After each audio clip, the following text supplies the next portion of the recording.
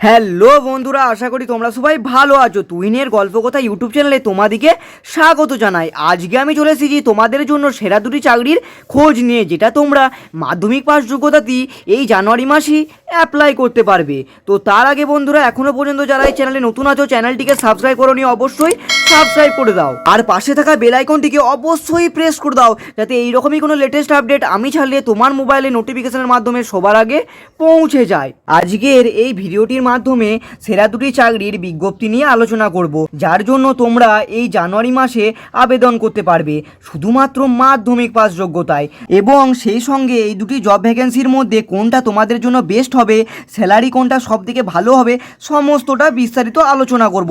তাই ভিডিওটি তোমরা প্রথম থেকে শেষ পর্যন্ত মনোযোগ সহকারে দেখতে থাকো। তো বন্ধুরা, সেরা দুটি আপকামিং জব ভ্যাকেন্সির মধ্যে প্রথম ভ্যাকেন্সি রয়েছে আরআরবি গ্রুপ ডি ভ্যাকেন্সি 2025। তোমরা অবশ্যই জানো, কিছুদিন আগে আরআরবি বোর্ডের তরফ থেকে আরআরবি গ্রুপ ডি ভ্যাকেন্সি সংক্রান্ত অফিসিয়াল নোটিফিকেশন জারি হয়েছিল, যার জন্য আর কিছুদিন পর এখানে অনলাইন আবেদন শুরু হয়ে যাবে। তো সমস্ত ডিটেলসটা দেখে নেওয়া যাক। প্রথমেই রয়েছে নেম অফ অর্গানাইজেশন, না রেলওয়ে রিক্রুটমেন্ট বোর্ড আরআরবি। তারপরে রয়েছে তোমাদের এক্সাম নেমটা হচ্ছে আরআরবি গ্রুপ ডি এক্সাম 2025। তারপরে তোমাদের রয়েছে এক্সাম লেভেল, না এটা হচ্ছে ন্যাশনাল লেভেল। এবং তোমাদের টোটাল ভ্যাকেন্সিজ রয়েছে 32,438। এবং তার নিচে রয়েছে নেম অফ পোস্ট, অর্থাৎ তোমাদের পোস্টের কিছু নাম, না তোমাদের পোস্টের নাম রয়েছে ট্র্যাক মেনটেনার, তারপরে রয়েছে হেল্পার / দি অ্যাসিস্ট্যান্ট, তারপরে রয়েছে অ্যাসিস্ট্যান্ট পয়েন্টসম্যান। এরপর হচ্ছে তোমাদের শিক্ষাগত যোগ্যতা অর্থাৎ কোয়ালিফিকেশন। এখন লেটেস্ট আপডেট অনুযায়ী শুধুমাত্র মাধ্যমিক পাস যোগ্যতাতেই অ্যাপ্লাই করা যাবে। আবার আইটিআই পাস যোগ্যতাতেও তোমরা আবেদন করতে পারবে। আবার তোমরা অ্যাপ্রেন্টিসিস পাসেও আবেদন করতে পারবে।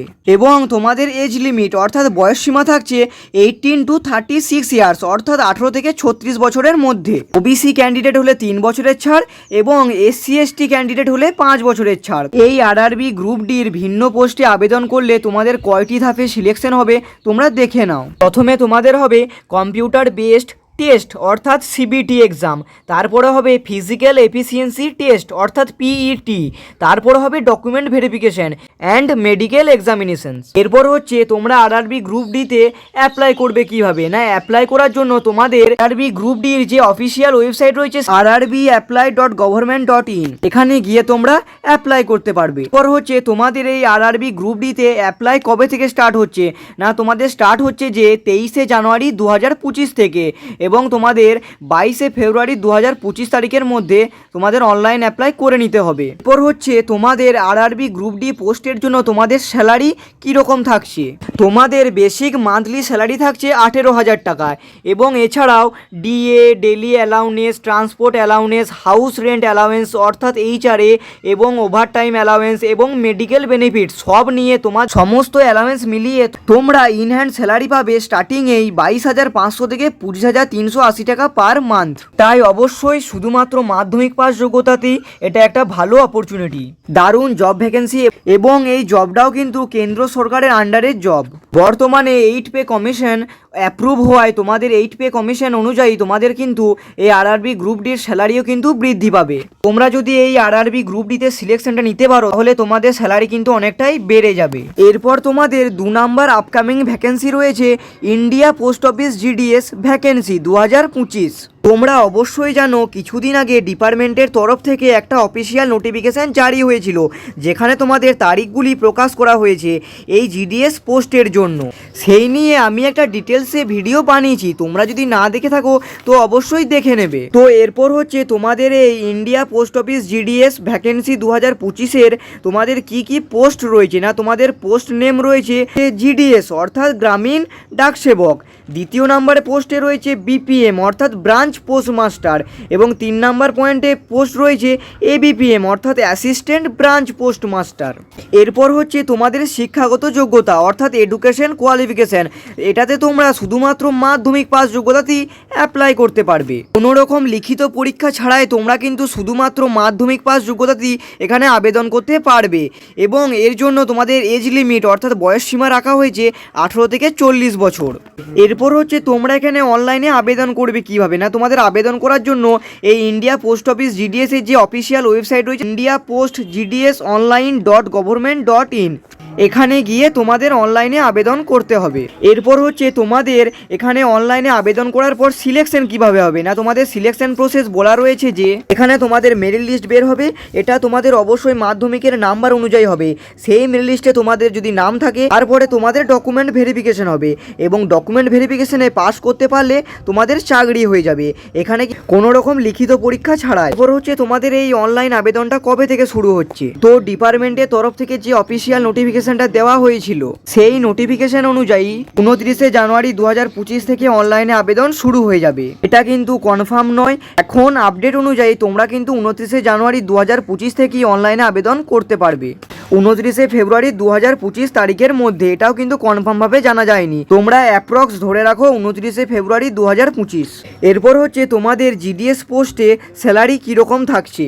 এখন আপডেট অনুযায়ী ব্রাঞ্চ পোস্ট মাস্টার অর্থাৎ বিপিএম পোস্টের জন্য তোমাদের স্যালারি দেওয়া হবে 12,000 থেকে 29,380 টাকা পার মান্থ এবং অ্যাসিস্ট্যান্ট ব্রাঞ্চ পোস্ট মাস্টার অর্থাৎ এবিপিএম বা ডাকসেবক পোস্টের জন্য তোমাদের স্যালারি দেওয়া হবে 10,000 থেকে 24,470 টাকা পার মান্থ।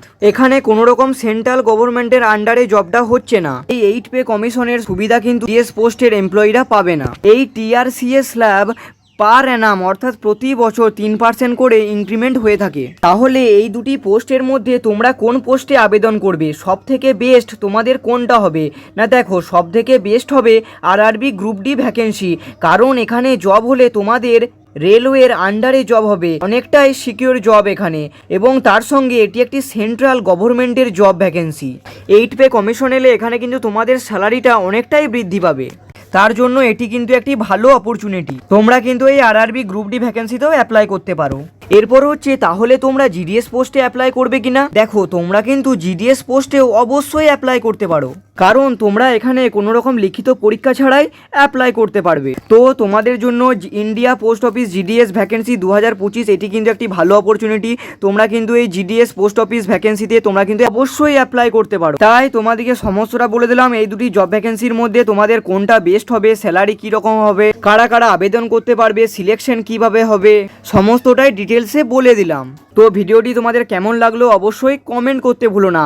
আর এই জব ভ্যাকেন্সি দুটির মধ্যে তোমাদের কোনটা ভালো লেগেছে অবশ্যই কমেন্ট করতে ভুলো না। তাই এরকমই লেটেস্ট আপডেট পাওয়ার জন্য যারা এই চ্যানেলে নতুন আছো, এখনো পর্যন্ত এই চ্যানেলটিকে সাবস্ক্রাইব করোনি, তো অবশ্যই সাবস্ক্রাইব করে দাও, আর পাশে থাকা বেল আইকনটিকে অবশ্যই প্রেস করে দাও, যাতে এইরকমই কোনো লেটেস্ট আপডেট আমি ছাড়লে তোমার মোবাইলে নোটিফিকেশনের মাধ্যমে সবার আগে পৌঁছে যায়। এছাড়াও তোমরা জানো যে আমি চ্যানেলে বরাবরই GDS related, GK, work from home, scholarship এবং রেলওয়ে এবং নানা রকম সরকারি চাকরির আপডেট দিয়ে থাকি, তাই এই চ্যানেলটিকে সাবস্ক্রাইব করতে ভুলো না। তো বন্ধুরা, আজকের মতো এই অবধি, দেখা হচ্ছে নেক্সট ভিডিওতে।